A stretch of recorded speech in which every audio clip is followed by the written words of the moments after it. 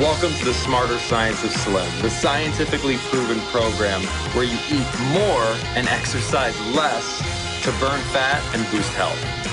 Eat smarter, exercise smarter, live better. I am so ready for that. Hey everybody, it's Dr. John Briffa and Jonathan Bailor back helping you take care of business. And in this episode, we are going to start talking about one of my favorite topics, which is how exercising less can actually help you take care of business even better than worrying about exercise more. John, this is so counter to everything we've been told.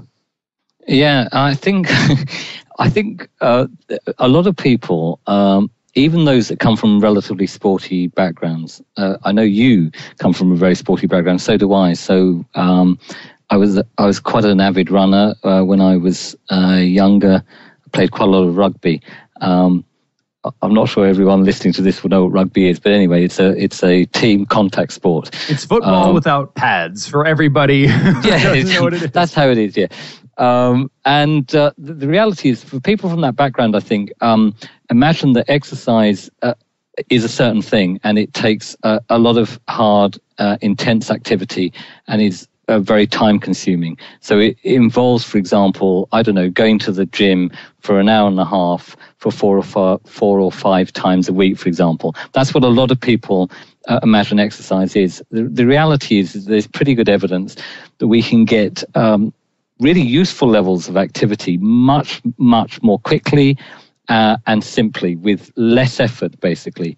One of the problems with thinking that exercise is one thing, this huge thing, rather than what it might be, something much more manageable, is that sometimes we can sort of be a bit all or nothing with our exercise. So, for example, we're either going to the gym four or five times a week, for example, or we're doing practically nothing. And there's this sort of middle ground that I think people can very often aim for and find themselves in, that fulfills all of their needs, okay, but doesn't require them to put in huge amounts of time and effort that are, for a lot of people, quite unsustainable. John, that is a key point for our listeners, and that exercise is very goal specific. If you want to become a better rugby player, you will exercise differently than if you want to become a better cricket player or a better golfer or a better marathon runner. And what we're here to help you do is to become a better team member in the corporate environment in which you're working. So it's not about becoming a marathon runner. And if you want to become a marathon runner, that's fine. But just like it is, you train in a very specific way to become a marathon runner, and you've probably heard about that. You can read magazines on that. What you haven't been told about is how to use exercise if your goal is just to be the best attorney or the best engineer or the best doctor or the best accountant or the best consultant possible. And that's what we want to help you focus on here. Is that fair, John? That's exactly right, yes. And as we were alluding to earlier, it is often much simpler, often requires much less effort, and is much less time-consuming than one would imagine to achieve those ends. And John, I know you and I share the same. Well, the research is pretty clear here, actually. There's a lot of debate in the nutritional community, and much of that is due to misinformation and ideology. But what I find so exciting is in the actual research community, exercise physiologists, the modalities of exercise associated with positive health outcomes and associated with improved performance globally, not just improved like you're a better runner now, because unless your job is to run, we're here to help you with your job. There's really two forms of exercise that you need to focus on. And one, I personally don't even call exercise. I call activity or being a person. And that just means moving your body. And then the other kind, and that's very natural. It's again, I don't think it's exercise because taking the stairs is an exercise. It's what every single person did before elevators were invented. So we need to do that. But then there's this other very unnatural activity, which just because it's unnatural doesn't mean it's not good. And that is resistance training or short duration, higher intensity activities. And we'll cover both here. Yes. And I think that's absolutely right. There's these two, I think, keys.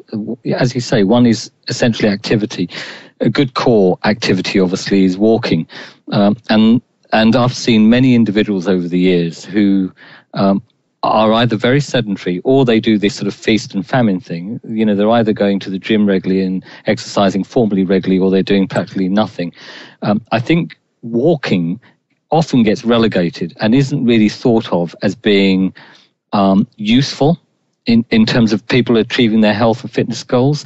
But the research strongly suggests otherwise. So, for example, just getting people walking, you know, if they're traditionally quite sedentary, improves overall fitness. Okay, that's been shown. You think, what, I could get fit from walking? Well, yes, fitter. Okay, not necessarily fit enough to run a sub 40-minute 10-kilometer, for example, but certainly fit enough, for example, to enjoy long-term good health.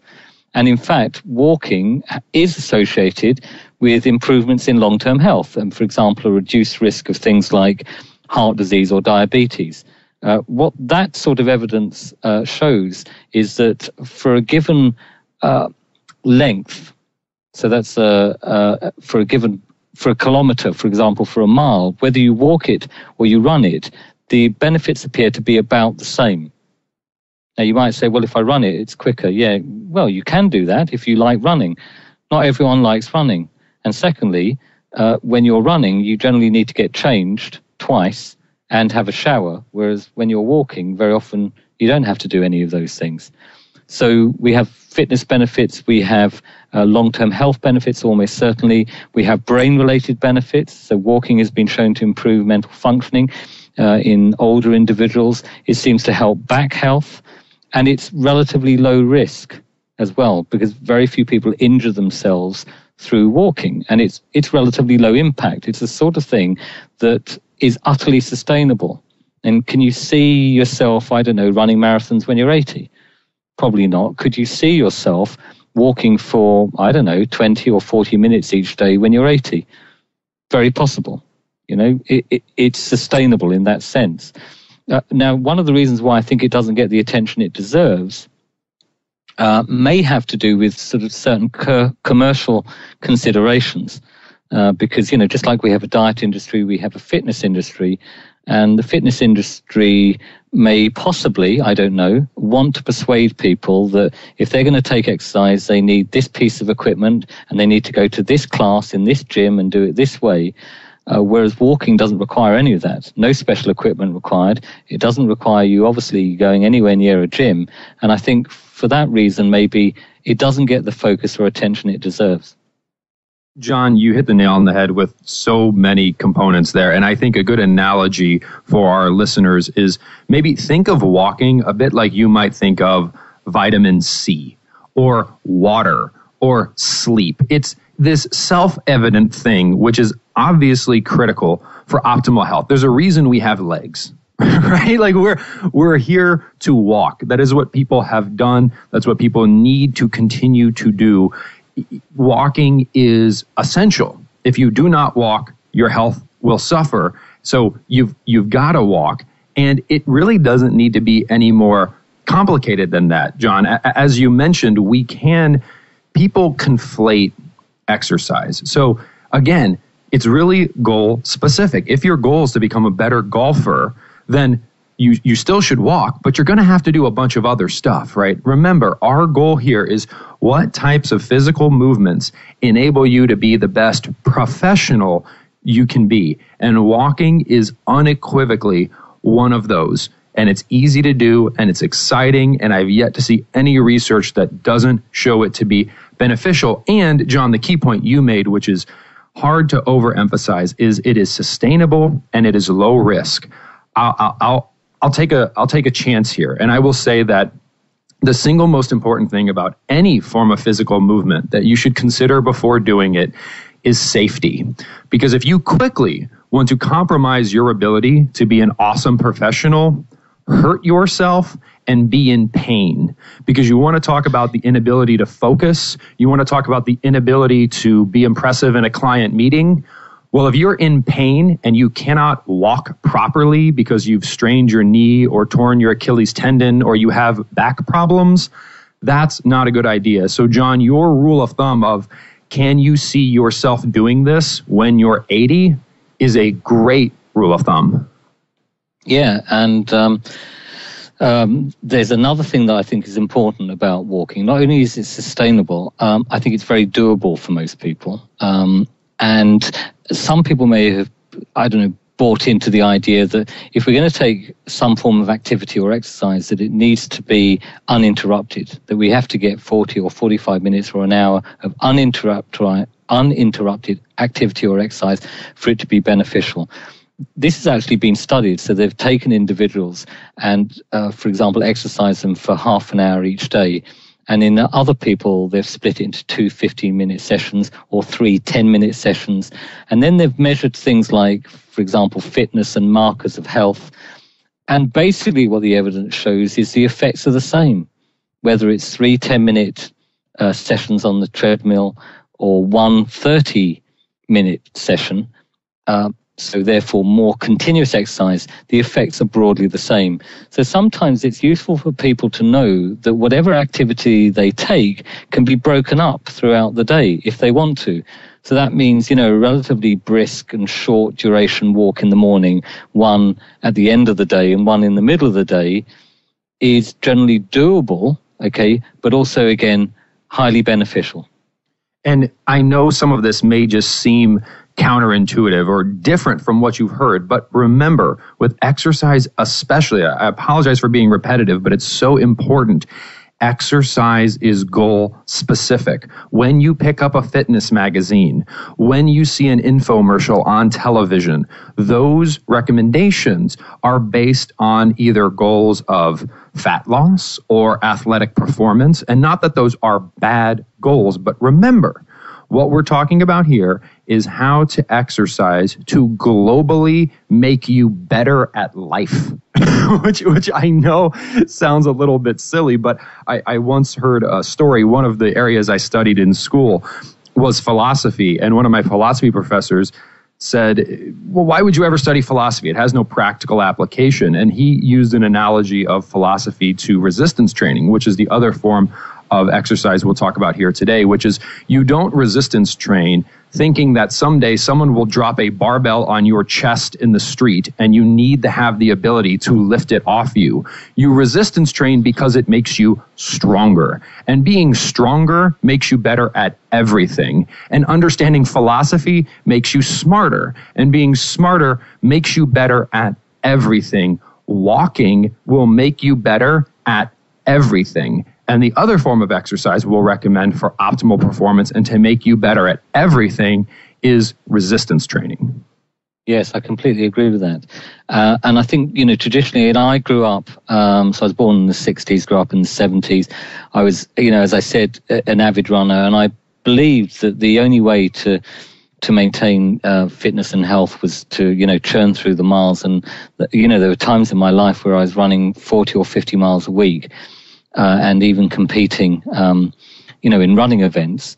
One of the problems with all of that is that not only is it unsustainable for most people. I mean, some people are, I suppose, born to run and they do very well with that. I actually had a succession of running-related injuries that took me out of running.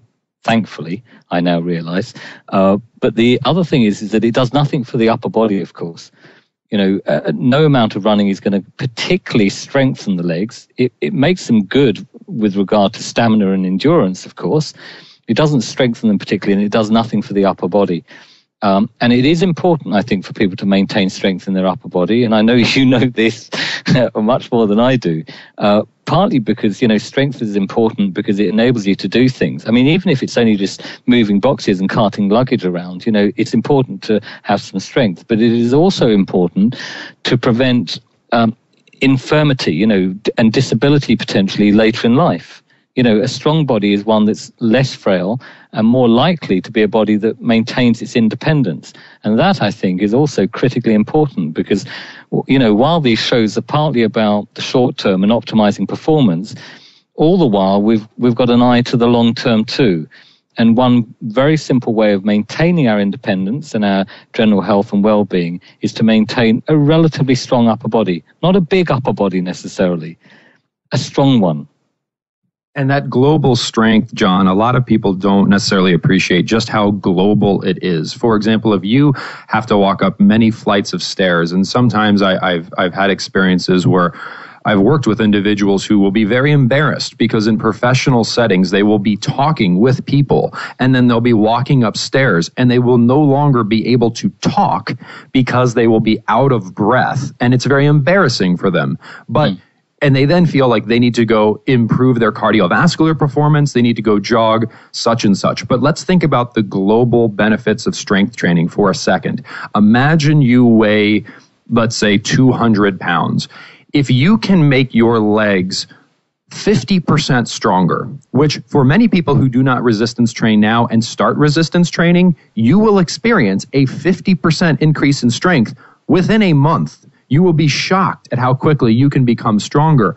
Well, your legs, historically, this is just illustrative, had to exert a certain amount of force to lift your 200 pounds up these stairs. But if your legs become 50% stronger, conceptually, when you're walking upstairs, it's like they're only lifting 100 pounds. So it's like you've taken some weight off. You haven't taken the weight off. You've increased your strength. And that which you thought would only be possible by becoming an avid marathon runner, aka dedicating 2 hours a day to improving your cardiovascular performance, can actually be done in dramatically less time with dramatically less opportunity to hurt yourself if you focus on just strengthening the muscles. Yes, and that idea that people can get quite a lot stronger quite quickly, I've seen time and time again.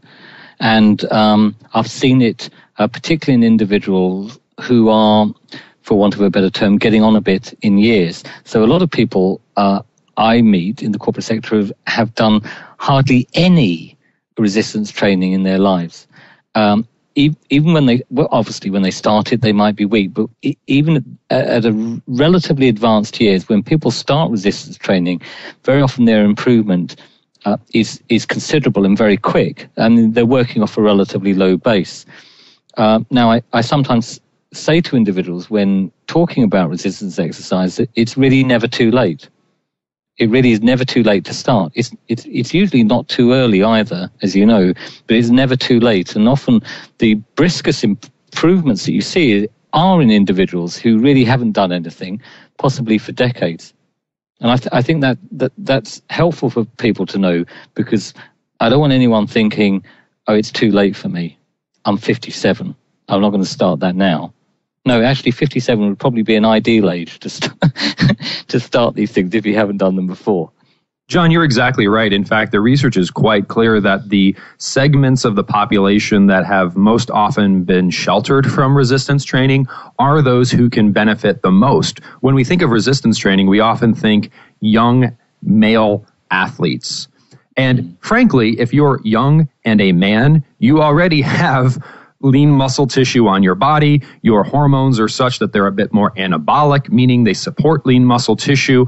Whereas if you look, for example, individuals who have been on this earth a bit longer, females, these are individuals who can benefit so dramatically. Not to say that young males can't benefit, but so often the exact people, individuals who are getting on in the years and individuals who are female, these are the individuals who have yet to even scratch the surface.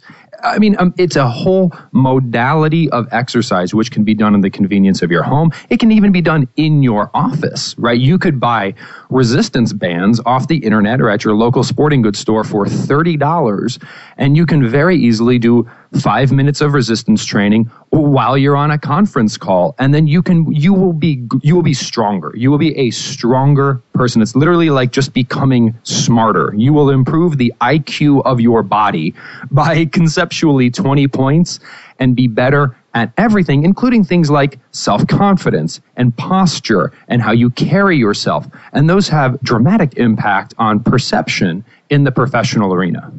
Yes. It's funny that you should mention the resistance exercise bands.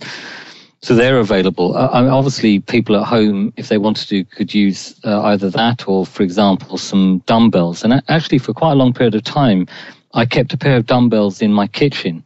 Now what I do is I have a sort of 10, 12-minute resistance exercise circuit that goes through the major muscle groups, both in the legs and in the arms. Okay, and I think it's a good idea for people to develop something like that for themselves that they can do, reasonably regularly, not necessarily every day, but reasonably regularly. But prior to that, when I was just getting into resistance exercise at the tail end of my running, I just kept a pair of dumbbells in my kitchen.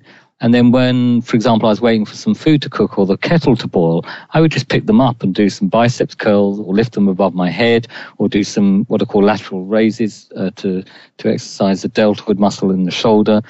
Just that, when I had a few spare moments and was just waiting for something to happen, could be a conference call, was enough, I think, to make a significant difference to the strength of my body, but also very quickly how it looked. And, all right, we don't need to get into this now, but a lot of people like to look good naked, don't they?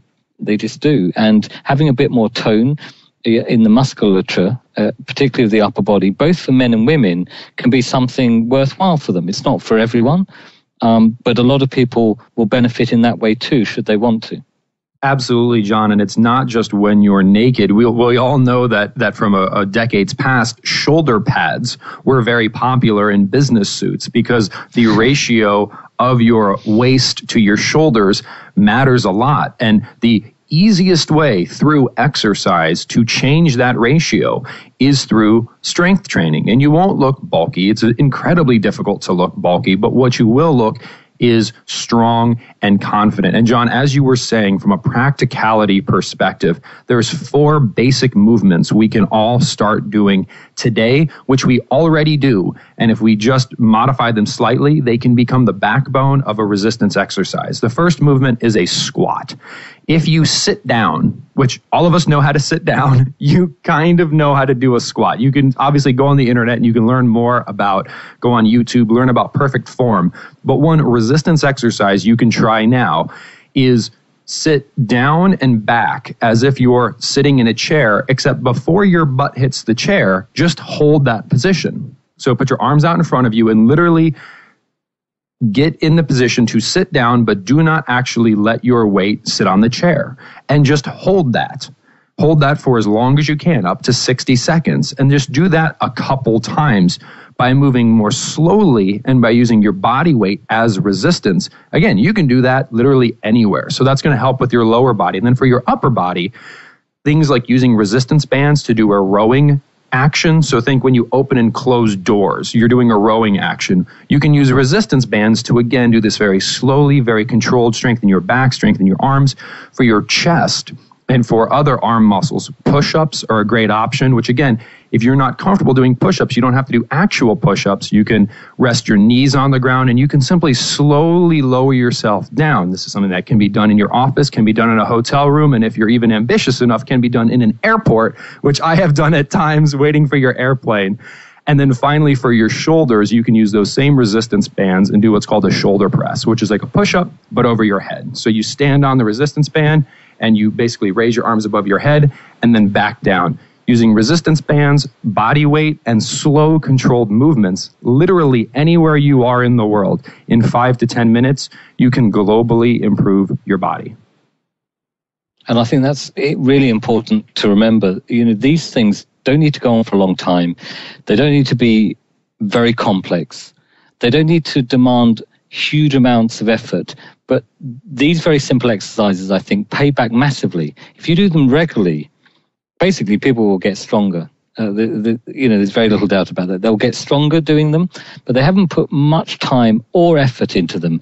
But they pay back massively, I think, over time in terms of how people feel and how they function, and particularly this frailty thing as we get older. The idea that we're still able to do things that we could do in our 20s, now in our 70s. That to me is a very attractive proposition. That might be a function of my age, by the way, but I find anything that demands relatively little investment of time and effort that pays back massively in terms of my overall health and my functioning going forward is a really worthwhile investment.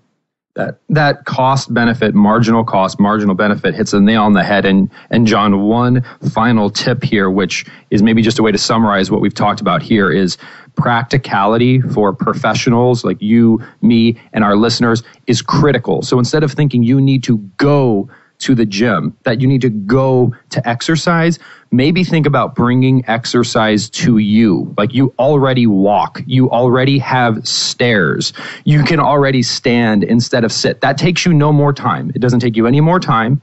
And again, you don't need to go to the gym. You can bring resistance training to you, and then you don't need to change. You don't need to shower. Time for our listeners is the scarcest resource in the world. So bringing exercise to you in a marginal cost, marginal benefit, optimized way allows you to optimize your performance and take care of business. And that's what we're here to do, right, John?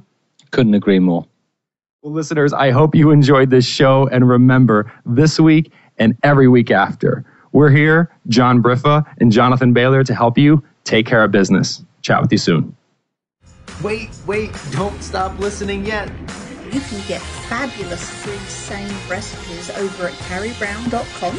And don't forget your 100% free eating and exercise quick start program, as well as free, fun, daily tips delivered right into your inbox at bailorgroup.com. That's BAILOR group.com.